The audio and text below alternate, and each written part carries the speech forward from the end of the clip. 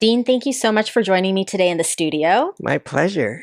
I think the first time that I met you, we were in a healing workshop together, That's right. something like that. You were interpreting for your mom. Yes, I was. And then just, I ran into you a couple times, like just throughout. But I think one of the things that made an impression to me is during the pandemic, we had an English prayer meeting and you would join all the time. And your avatar was a photo of you or I don't even know if you were there, but it was like 8 dogs. Yes, it Yeah. was a picture of my family holding the dogs. Right. Yes, yes, Yes. yes. And I just remember being like, wow, you have so many dogs. And then I chatted with somebody and they told me that you actually raise dogs. Yes, Okay. yes, yes. We volunteer for an organization called Canine Companions. They place assistance dogs for people with a physical handicap. Yeah. I think that is, first of all, such a noble cause and organization. I think it's so very needed. And I'm a dog lover. I have a golden, so I'm a dog enthusiast. So I was just really looking forward to talking to you about your entire experience and being part of that organization. Yes, yes. So, where did your love for dogs begin? In college, my dad got a dog, and Hmm. so it started then. But the way we got into this organization is my daughter was a Girl Scout, and as a service project, they did a fundraiser for this organization. They were wrapping Christmas presents at Valley Fair. Oh, that's fun. I remember those days at Valley Fair. And so then they went to it's called a graduation. So the puppies are turned in, but also the trained dogs are given to their new owners to help them. And they saw these little puppies and they said, "Oh, this would be very easy." But anyway, it wasn't. And my daughter really wanted a dog. Mhm. And so we thought this was a compromise. If we were to volunteer to be a puppy raiser, we'd have the dog for about a year and a half. My daughter would be happy, and then we would be done. But here it is, 22 years later, and we're still involved with the organization. I think that is so fabulous. So, the process of being part of that journey is that you would help raise up these puppies. What kind of training did you have to do or go through? What does that commitment look like to get them ready to get into a family? So we receive the puppy when they're 2 months old, and then after about 2 months after that, then we start going to classes once a week. And Mhm. then they train us volunteers on what we need to do to help these puppies learn to be assistance dogs. So we expose them to a lot of places too. Like they've been to Disneyland with us and Wow. uh, museums, grocery shopping, the malls. I've been, I took used to take them to work. They would just sleep under my desk all day. We take them out. I take them out during lunch, of course. But otherwise, they're very good, very quiet, and well behaved. I think they're bred that way. Yeah. What are some of the things that you try to train them with as puppies, like in terms of temperament or mannerisms that they need to fulfill? Um, there's about 25 commands that we need to teach them by the end when we turn them in, and we learn that in the class. It's like raising children, I guess. You have to be very consistent. You have to admonish them when they're misbehaving and reward them when they are. Mhm. And these dogs are also uh, very hungry, and so they're very food motivated. So you have always have treats, and when you reward them, you treat them with a treat. Do all the puppies that go through the program, do they all make it, or do they go through a final test, if you will? Yes, not no. I'd say what I've heard is only half the puppies make it. It's a tough job. You have to be very confident, but yet very, obedient, and and calm, and that's hard for a human to Yeah. be. So yeah, that's what I've heard. 50%, only 50% make it. At this point, how many dogs have you done or, have you gone through that particular process with? So we've raised 10 puppies. Wow. Yeah. So yeah, each one was supposed to be the last. And it never is, No, no. because how can you say no to one more? Right, right, right. Do you ever get attached to them? I know that I think this is one of the biggest questions that even like a novice like me would wonder is like you raise this puppy, is it hard to give him away? Do you ever feel like I just want to keep this one? Have you ever kept one? Uh, no, we've never kept one. The first one was the hardest. I think my daughter cried all the way home, and they're 2 hours away. Wow. Um, but we always have to keep in mind it's not our dog, and we're doing this for somebody else, and so that helped. Hmm. But yeah, it's you know after a year and a half, you practically live with them 24 hours a day, and Yeah. you get attached. Do you get to name the dogs or do they come to you with a name? They come with a name. They're actually named when I guess they're about 4 weeks old. They're given a name, and the organization names them. So as a breeder caretaker, we can suggest names, but they have a big database because they have like, I don't know, 500 dogs a year or something like that or more. So they keep track and there's no duplicates. Wow. So yeah. And what kind of dogs are usually the best suited for this? Like I think I know because I have a golden, but for those that may not know. So this organization uses golden retrievers and Labrador retrievers. When I first started, they were using full-size poodles Mm. because people are less allergic to them, but I guess they couldn't be trained. They have a mind of their Yeah, own. exactly.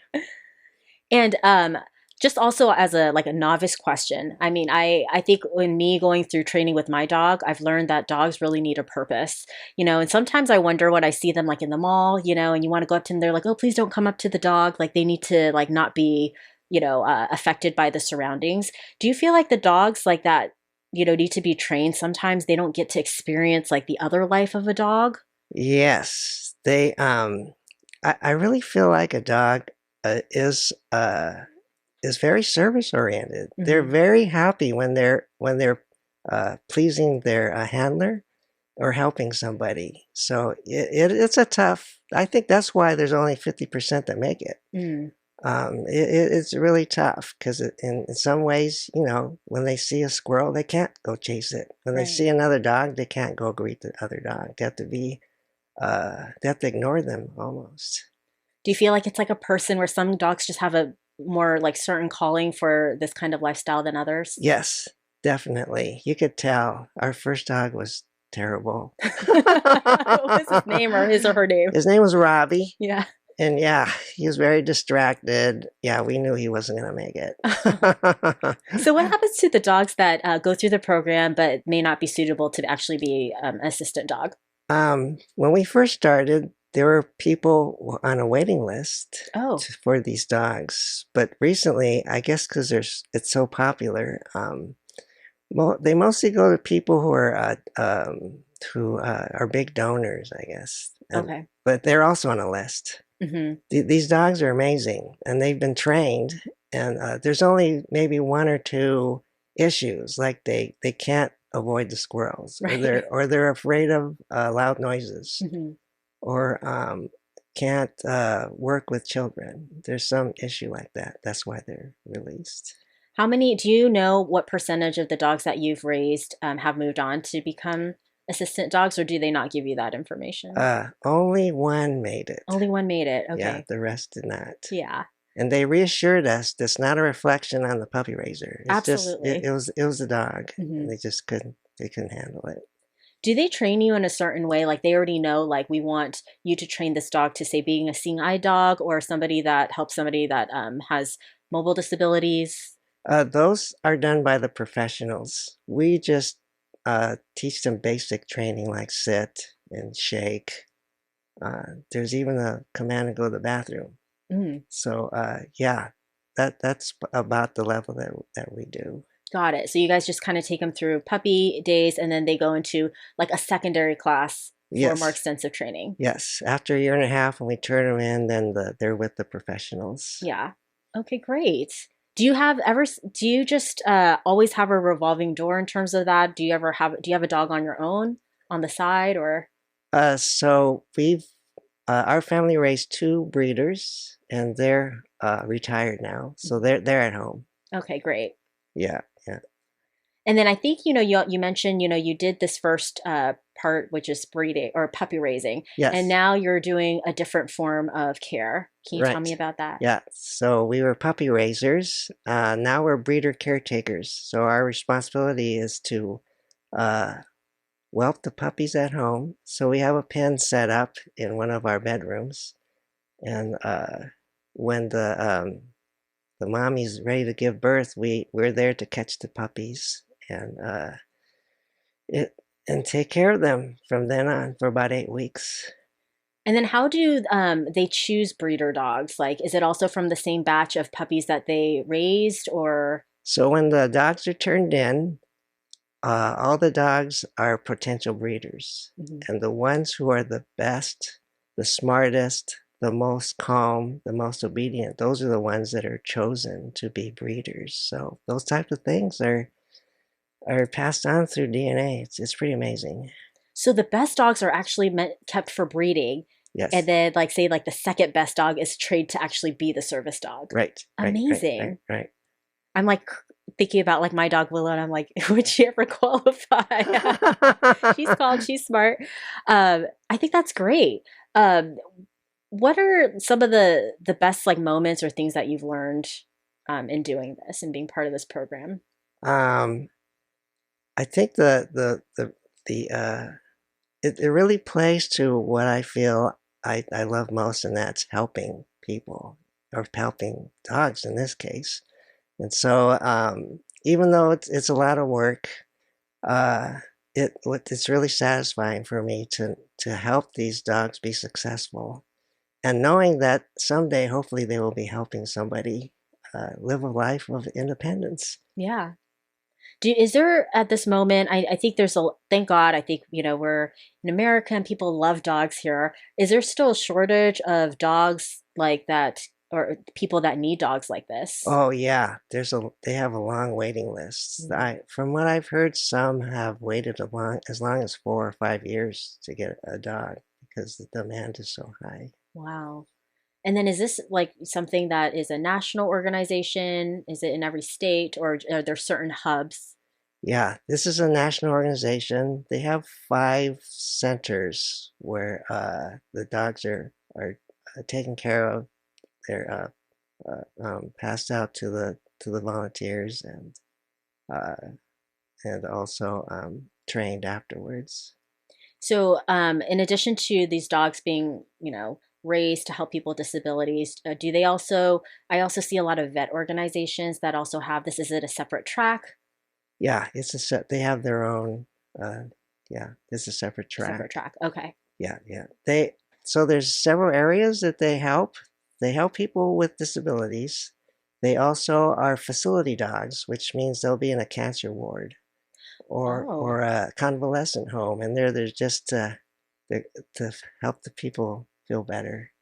And then recently, they're given to veterans who have PTSD, and so that's very interesting. The one story that comes to mind is a lot of these men are just frightened to enter their home really?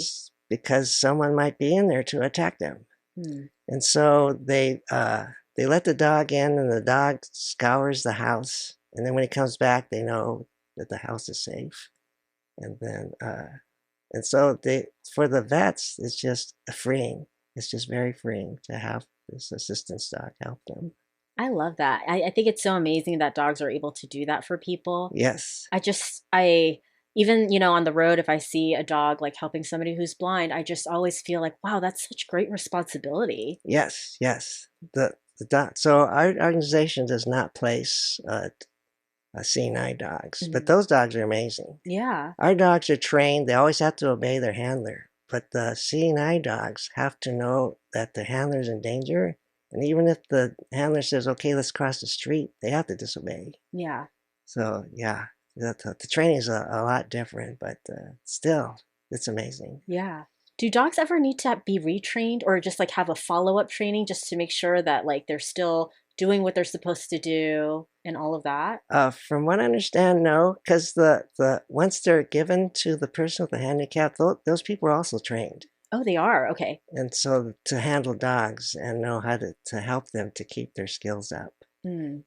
And I'm sure if there was like an issue, they have like a number to call to, Yes, yeah. yes, to get help. In fact, so each region also has these volunteer organizations that are there to support the people who receive these dogs. They'll Yeah. they'll also, if you're in a wheelchair, you won't be able to wash the dogs, so Hmm.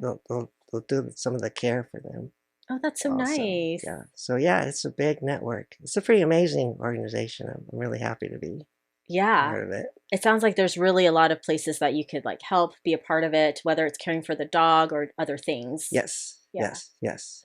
And then is whelping dogs still something that you're doing currently? I am. I have a co-breeder caretaker. She takes care of the dog when she's not expecting. Once the dog is bred, she comes to my house, and the puppies are whelped, and then I take care of them for 8 weeks, Hmm. and then turn them into the organization, who then gives each of them to a volunteer puppy raiser. Wow. Was there a reason that you went from being the puppy raiser to now being the a different role of, helping? Yes. Yeah, Um, yeah, the last dog that we raised was picked to be a breeder. And so they asked us if we wanted to be a breeder caretaker. that's amazing. That must have felt good. You have like the best dog. Yeah, yes, yes, yes. So we were a little apprehensive. We knew we've talked to other breeder caretakers. It's a lot of work, but Mm. we were willing to try, and we're still doing it. Is the way that you take care of a breeder dog different than the way that you raise a puppy? Yes. So a breeder, their job is to make babies, Hmm. and so they don't have the rigorous training that the puppy raisers have. So they're in a way they're retired, and their only job is to bring new puppies into the world. How many times does a dog go through the breeding process? Uh, it depends on the dog. Most of them have like a 9 month uh, period where they're between puppies. Hmm. And then what is the average litter size and what is the largest litter that you've delivered personally? Oh, the largest I've delivered is 10, and that's the average size. I know here in the South Bay, there was one dog, their puppies like have 15 or 16 dogs. Oh my gosh. That must be tough on the mom too. Oh yeah. She was amazing. Yeah. She was legendary. And then we were talking during the break that, even for like the moms, once they give birth to the dogs, there's a certain thing that they go through, and then also just different procedures that you do as well to, I think, make sure they're in the right birth order. You're kind of sharing about that. Oh yeah, we have to keep track of the birth order. And I'm sure people who've received puppies who are bred have seen that too. So they have collars that are different colors, so we can keep track of the birth order. We also have to monitor the weight as they're growing, uh, and then do other things like trim their nails every 3 days. Wow. It's a lot of work. Yeah. Are you taking care of a dog right now that's pregnant, or when is the next time that's going to happen? Oh, yeah. So our breeder was bred 3 weeks ago, so she's going to be delivering towards the end of August.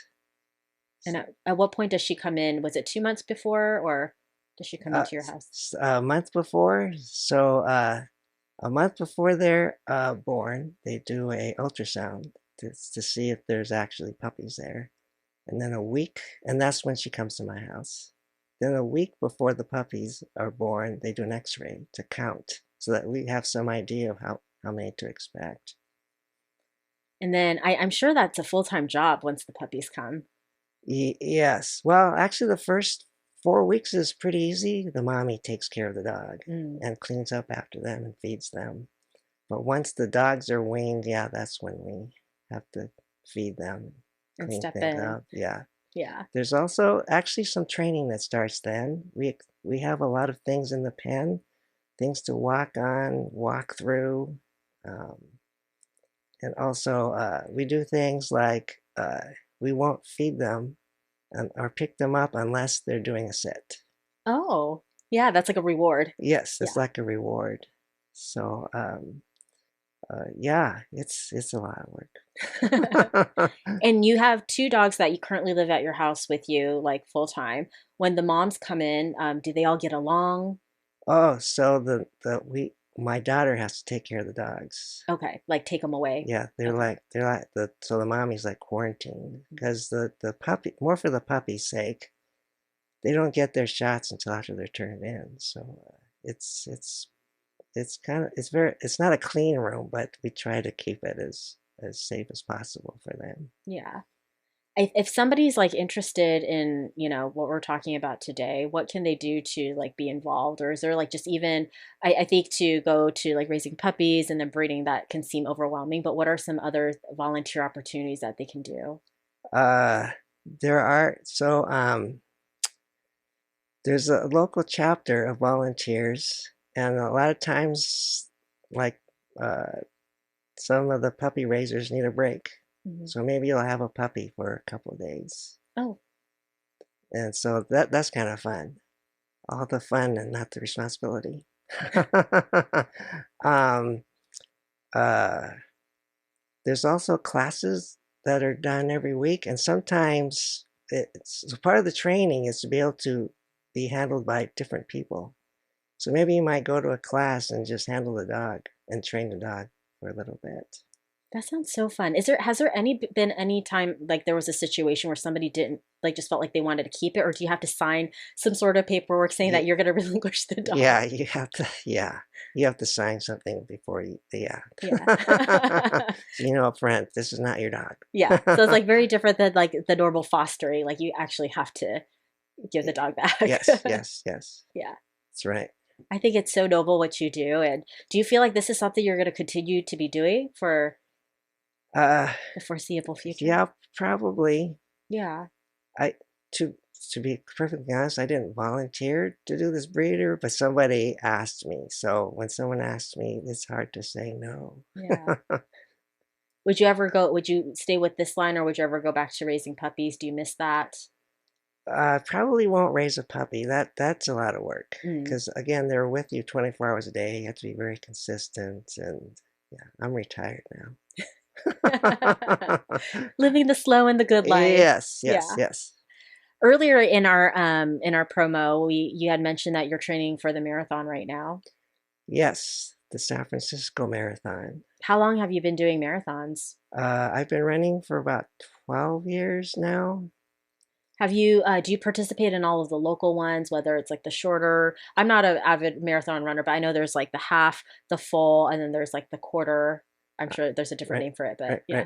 right. I so for most of my running, I've only done halves, and I've only done them at Disneyland. Yeah. So that's kind of a race, but it's not a race. It's a lot of fun. You run through the parks, and all the characters are out there to greet you, and the cast members are there to cheer you on. Then when you leave the parks, you run out to Anaheim Stadium. This is at Disneyland. And along the way, there's all these mariachi bands and hula dancers and marching bands. And the year that the cars came out, there was a whole line of antique cars. Oh, that's fun. That was very cool, and they were cheering us on also. So yeah. So when you do a marathon at Disney, is the time extended? Because I'm sure people are just running around taking pictures with the characters, right? And not worrying That, about their finish time. yes, there is a requirement. You have to have a 15-minute mile, Hmm. which is not really that fast. Right. Yeah.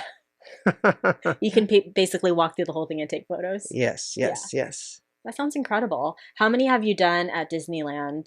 Is that your preferred place to do a marathon? I've done it every year when they were having it. They also started a second one called the Avengers Marathon. I was doing that also. How is that different than the normal Disney?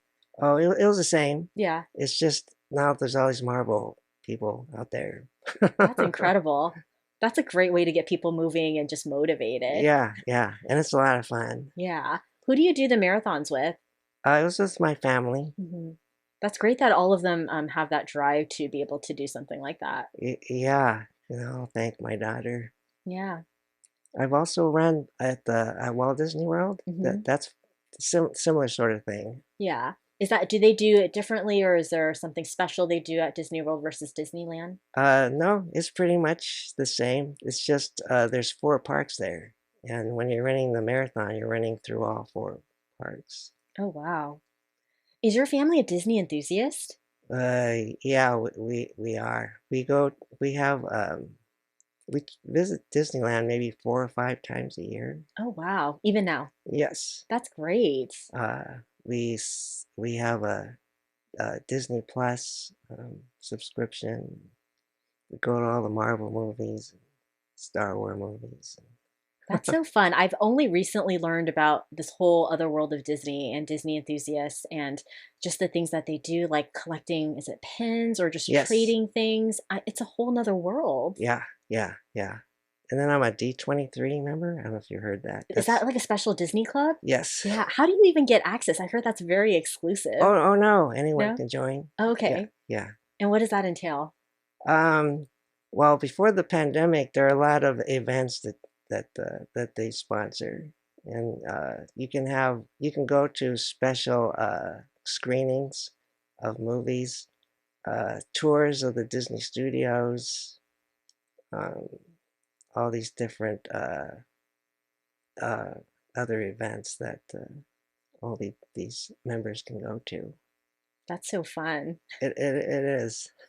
And then your next marathon that you said is the San Francisco Marathon. Yes. Is that a full one or a half marathon? It's a full, a half, a 10K, and a 5K. Oh, okay. So you can choose the track that you want to do. Right, right. What do you do to train for a marathon in your daily routine? I have a training plan I follow, and so I'm basically running 6 times a week. Wow. Right for a half, it's about 40 or 45 miles a week. Wow. And then do you run around the neighborhood? Do you run in trails? Because most of the marathons are on flat land, right? So, Yes, I just run around the neighborhood. mhm. Just around my neighborhood, I can do 6 miles. Some days I have to do up to 10, 12 miles. So then I go a little bit farther. That takes so much discipline. Yeah. Well, you pay $185 to run, so it's kind of, yeah, that's the incentive there. Yeah, I think that's so great. And then this is something that your family continues to do together, or is that something you're going to do on your own? Actually, to be honest, my kids don't run. They don't run anymore. No. Yeah. So it's just you now. Yes, Do they come yes. support you when you continue to do your They Disney? do. They do. Yeah. That's so I great. when I turned 65, I did the Dopey Challenge, and that's when you run every event. So I did the 5K, the 10K, the half, and the full, all sequentially Wow. in different days, of course. Yeah. And yeah, they're out there to cheer me on. That's so great. It sounds like you're so actually really, really close with your family from what you shared in regards to your experience raising dogs and then, doing the marathons. You guys are very much a family unit. Yes, yes, I feel very blessed. They still want to be around their dad, and Yeah. yeah, we have dinner once a week. We've gone on trips. Went to New York, of course, Disneyland, London, Spain. So yeah, I feel very fortunate.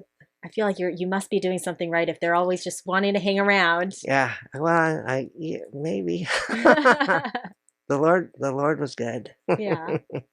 We do also have we actually have a lot of people at New Wave that really love running marathons. And I wonder if like one year we should get everybody together just to do it That as like a team or something like that that. would be cool. Yeah. Yeah. I'm just like hearing snippets about people who love it. So, Yes. yeah. So you also mentioned earlier that you're retired. What are some of the things that you're exploring in this new season of your life? Because you, up to a year ago, you said you're still working Right. and now you've retired. What are Yes. some of the things that you've been doing that you've been enjoying?